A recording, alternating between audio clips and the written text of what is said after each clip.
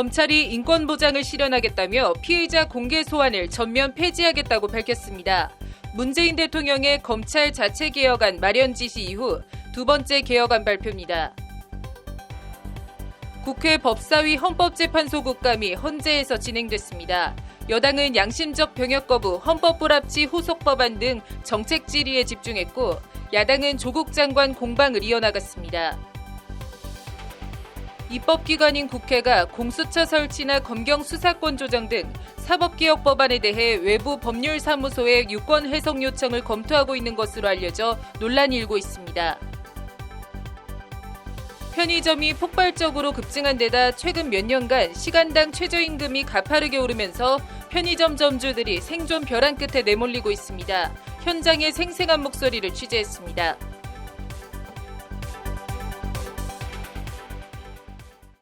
10월 4일 법률방송 로투데이 시작하겠습니다. 첫 소식입니다. 법률방송에서는 얼마 전 하루 24시간을 운영해도 평균적으로 하루 8시간의 최저임금만큼도 못 버는 편의점 업계 실태를 보도해드린 바 있는데요. 여기에다 최근 2에서 3년간 급격하게 오른 최저임금이 편의점 업주들을 더 힘들게 하고 있다고 합니다. 명색이 사장이지만 현실은 최저시급을 받는 알바생보다 수입이 더 적은 어떻게 보면 기막힌 실태. 편의점 업주들의 생생한 목소리를 전해드립니다. 편의점 공화국의 그늘 그 두 번째 보도를 전해드리겠습니다. 강원도 원주 신도시의 한 편의점입니다. 40대 중반인 업주 신현태 씨는 다니던 회사를 그만두고 지난해 8월부터 지금 자리에서 편의점을 시작했습니다. 쳇바퀴 같은 일에 염증도 나고 뭔가 새로운 시작을 해보고 싶다는 생각에 고심 끝에 택한 게 바로 편의점 창업이었습니다. 회사 다니면서 여러 편의점 프랜차이즈가 있는데 이제 좀 괜찮고 상생형으로 이제 할 수 있는 그런 편의점이 새로 생겼다고 해서 이 편의점을 하게 되었고. 하지만 직접 뛰어든 편의점은 슬렁슬렁 가게 문만 열어두면 손님이 알아서 저절로 찾아오겠지 생각했던 밖에서 보던 편의점과는 180도 달랐습니다. 24시간 오픈이라는 편의점 특성상 시간과 인력 등 무엇 하나 쉬운 게 없었습니다. 제일 힘든 점은 일단은 시간적인 문제와 인력을 좀 혼자 하지 못하기 때문에 써야 된다는 것과 신 씨를 더 힘들고 황당하게 한 건 편의점을 연 지 한 달도 안 돼 바로 옆에 다른 브랜드 편의점이 들어섰다는 겁니다. 말 그대로 한 지붕 두 편의점입니다. 빌딩 출입문을 사이에 두고 각기 다른 편의점이 나란히 사이좋게 위치한 모습이 우스꽝스럽기까지 합니다. 남들에겐 우스워 보여도 신 씨는 물론 죽을 맛이라고 합니다. 상당히 불편하죠. 아무래도 뭐 건너편에 똑같은 집이 생긴다고 하더라도 지금 힘든 입장이 마찬가지인데 위쪽에 있어도 마찬가지인데 걸어서 5걸음도 안 되는데 바로 옆에 똑같은 다른 브랜드의 편의점이 생긴다는 건 진짜 업장이 무너지는 줄 알았고 옆에 경쟁점이 생기고 나서는 한 50% 이상은 줄었다고 보입니다. 안 그래도 불황의 그늘에 시달렸는데 정확히 반토막난 매출. 결국 울며 겨자 먹기로 길이 아님을 알면서도 출혈 경쟁에 나설 수밖에 없었습니다. 편의점 창에 덕지덕지 붙어있는 파격 할인 행사, 하나 사면 하나 더, 와인 3종 할인 같은 포스터가 왠지 씁쓸하고 차량해 보입니다. 지금 옆집 옆 브랜드 타 브랜드 같은 경우하고 저희가 이제 메이크업 같은 거를 이제 비교를 서로 해보는데 분명히 차이 나는 부분들이 있어갖고서 어떻게 보면은 이게 동일한 가격을 매겨갖고서 만약에 판매를 한다면 여기에 최근 2에서 3년간 급격하게 오른 최저임금은 엎친 데 덮친 격으로 안 그래도 힘든 편의점 점주들을 더 어렵게 하고 있습니다. 정부가 올해 1월부터 시행된 편의점 자율규약의 충실한 이행을 독려하기 위해 후속 조치에 나서고 있지만 최저임금 상승은 수익을 갉아먹는 가장 큰 요인이라는 게 점주들의 하소연입니다. 2016년 시간당 6,030원이었던 최저임금은 가파르게 올라 2018년과 2019년 연속 두 자릿수 인상률을 기록하며 올해 최저시급은 8,350원으로 책정됐습니다. 편의점 아르바이트생 1명이 하루 8시간씩 평일 5일 동안 일할 경우 세전 주급과 주휴수당 등을 더하면 주급 40만 원이 넘고 월급으로 계산하면 160만 원을 훌쩍 넘습니다. 반면 편의점 네트워크 조사 결과 편의점이 한 집 건너 한 집씩으로 폭발적으로 늘어나고 출혈 경쟁이 과열되면서 2018년 편의점의 한 달 수익은 130만 원에 불과한 것으로 나타났습니다. 산술적으로 하루 8시간이라는 알바가 편의점 점주보다 더 많은 금액을 가져간다는 얘기입니다. 실제 편의점 영업이익률은 4.3%로 치킨 가맹점 영업이익률 17.4%의 4분의 1도 안 된다는 것이 통계청 조사 결과입니다. 저도 처음에 이 편의점이라는 걸 하기 전에는 잘 몰랐었는데 거기서 얘기하는 그 월수입 보장이라는 게 이제는 아니라는 걸 좀 몸소 이제 깨달은 사람 중에 한 명이라고 보면 되겠고, 그전에는 저도 그런 줄 알았죠. 결국 편의점 점주들이 선택할 수 있는 길은 편의점의 트레이드마크인 24시간 영업을 포기하고 알바를 줄이고 온 가족이 편의점 업무에 동원되는 이른바 가족 경영으로 가는 수순밖에는 없습니다. 엄마야, 엄마. 그러면 점주분은 우리 애들이. 지금 시간에도 아르바이트 쓰셔도 되는데 어머니께서 이렇게 나오셔서 그죠? 아유, 우리 뭐 인건비도 안 되죠. 네, 우리 가져가지도 못해요. 나오지가 않아요. 뭐 인건비도 올린 상태에서 뭐야 수당 같은 것도 다 줘야 되니까 진짜 어려워요. 네. 실제 24시간 영업을 포기하고 인형 뽑기나 잉어빵 장사 같은 부업에 나서는 장면도 어렵지 않게 목격할 수 있습니다.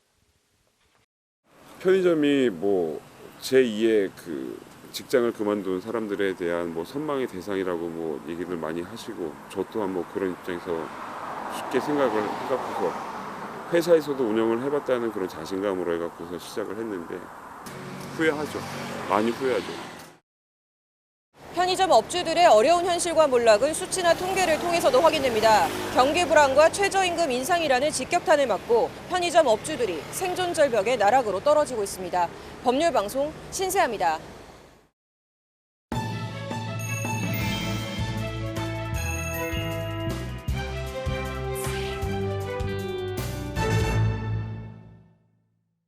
오늘 법사위 헌법재판소 국감현서는 지난 2일 대법원 국감 때와 마찬가지로 여당인 더불어민주당과 야당인 자유한국당 질의가 극명하게 엇갈렸습니다. 헌재 국감 현장을 취재한 장한지 기자가 어떤 말들이 나왔는지 헌재 국감 분위기를 전해드립니다. 모두 발언에 나선 유남석 헌법재판소장은 공정하고 중립적인 재판으로 국민의 신뢰와 기대에 보답하는 재판소를 만들어가겠다며 헌법과 국민을 강조했습니다. 헌법재판권은 국민이 부여하신 것이고 국민을 위해 행사하여야 합니다. 헌법재판을 통해 헌법을 수호하는 재판소의 사명도 국민으로부터 오는 것이고 국민을 위한 것입니다. 접수된 사건을 통해 들려오는 국민의 목소리가 작든 크든 간에 빠짐없이 귀하게 듣는 재판소가 되겠습니다. 헌정사상 첫 대통령 탄핵, 대체복무 없는 양심적 병역 거부 처벌 헌법 불합치, 무조건적인 낙태죄 처벌 헌법 불합치 결정, 최근 몇 년 사이 헌재가 내린 결정들입니다. 이렇듯 법원 판결은 소송 당사자 개인에 영향을 미치지만 헌법재판소 결정은 국민 전체의 삶과 사회 국가와 연결됩니다. 7년에 한 기관이 조사한 거를 보니까 기관별 신뢰도와 영향력에서 헌재가 모두 1등을 했더라고요. 저는 응당한 평가라고 생각합니다. 국민의 한 사람으로서 헌재가 우리 민주주의에 기여한 바에 대해서 경의를 표합니다. 사법 기능의 역할, 특히 헌재 역할이 엄청나게 비대해져서 여당을 중심으로 헌재에 대한 후한 평가는 싸우기만 하고 일은 하지 않는 이른바 동물국회에 대한 자성으로 이어졌습니다. 헌재가 헌법 불합치나 위헌 결정을 내린 사안들에 대해 국회가 후속 조치를 마련해야 하는데 여야가 정쟁에 쌓여 입법 공백을 자초하며 국회의 권위와 권능을 스스로 깎아먹고 있다는 자성입니다.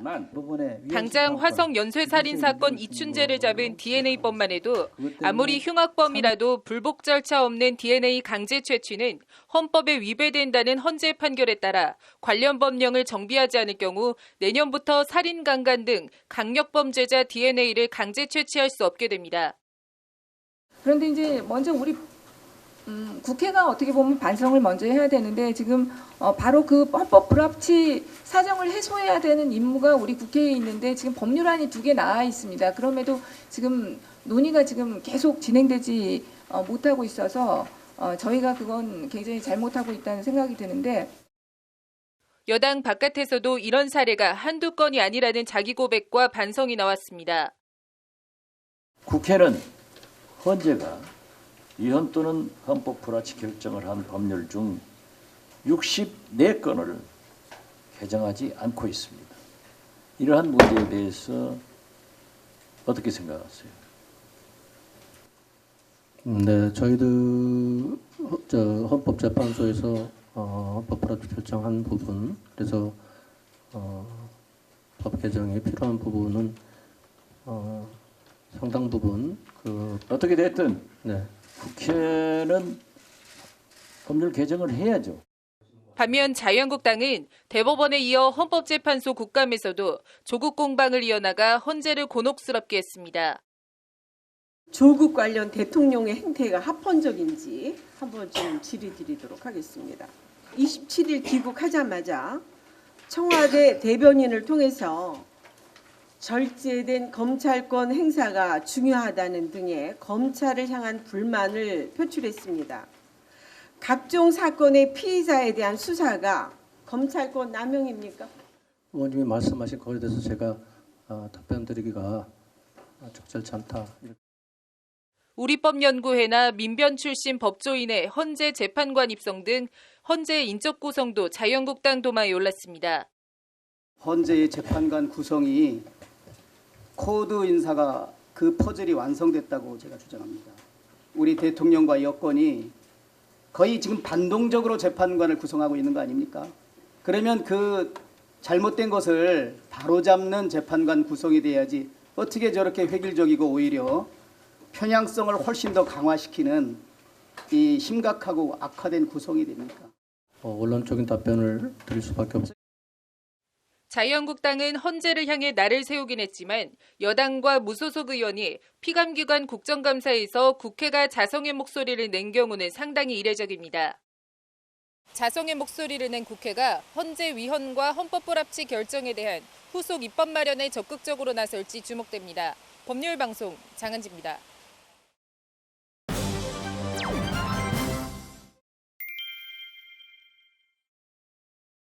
네, 우리나라의 입법기관인 국회가 입법 과정을 로펌에 문의한다는 얘기가 나오고 있습니다. 이효용 변호사의 뉴스화법에서 자세히 얘기해 보도록 하겠습니다. 이 변호사님 어서 오십시오.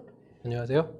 네, 일단 국회가 외부기관의 법안 처리를 문의한다는 건 정확히 어떤 내용입니까? 네, 이게 3일에 그 언론 보도에 나온 내용인데요. 이제 국회 사무처가 이제 법사위에 계류된 그 사법개혁 법안 처리 과정과 관련해서 이제 정치권에서 이런 논란을 방지하기 위해서 이 외부 로펌에 어떤 유권 해석 요청을 검토하고 있다라는 그런 보도가 나왔습니다. 근데 이제 이게 조금 재밌는 게 입법기관인 국회가 바로 그들의 어떤 그 룰인 국회법에 대해서 외부의 자문을 받는다라는 것이 어찌 보면 이게 무슨 말인가 하는 좀 의견들이 나오는 것인데요.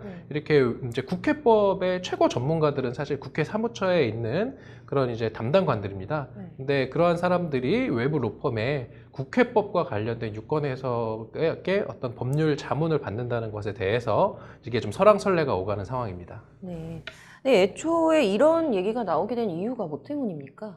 이제 이제 패스트 트랙으로 지금 지정이 되어 있는 그 안건들이 지금 현재 법사위에 넘어와 있는데 이 법사위에 넘어와 있는 이 신속 처리 안건에 대해서 그 국회법상 그 90일의 법사위의 체계작구 심사 기간이 지금 정해져 있는데 그 체계작구 심사가 법사위 법안에 대해서는 법사위의 별도의 어떤 체계작구 심사가 불필요하다라는 게 지금 여당의 입장인 것이고요.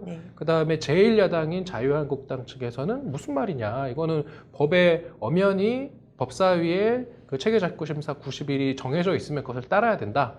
좀 이렇게 법사위 90일, 체계작구 심사 90일에 대해서 여야의 입장차가 있는 상황입니다. 이런 경우를 이제 조율하는 것을 체계작구심사라고 하고 그러한 역할을 담당하는 게 법제사법위원회입니다. 그래서 마치 이제 법사위가 상원처럼 역할을 하는 것이 이제 많이 이야기되는 게 바로 이 법제사법위원회의 체계작구심사 권한과 관련된 것인데요.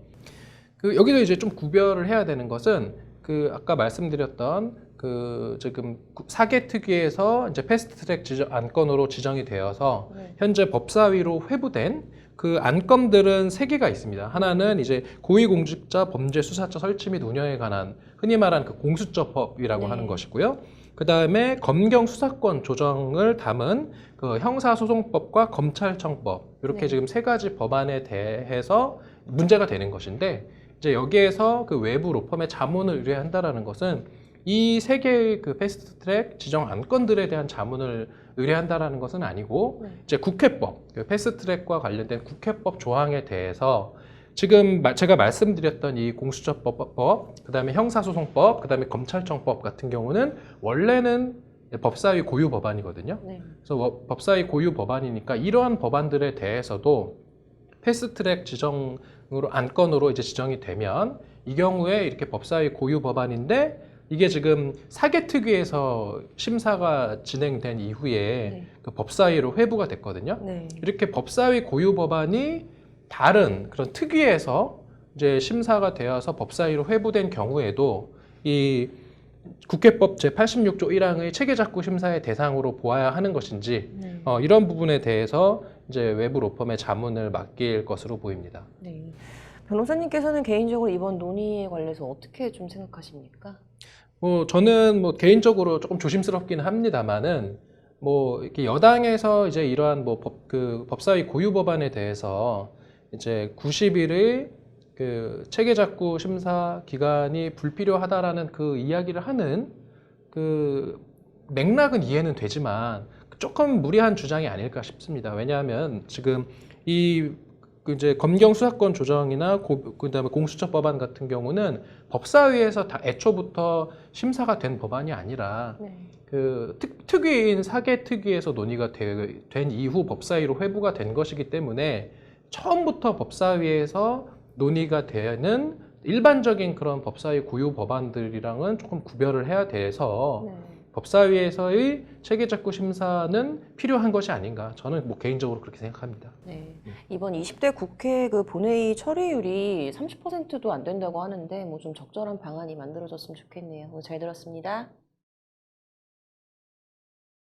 오늘 준비한 소식은 여기까지입니다. 시청해주신 여러분 고맙습니다.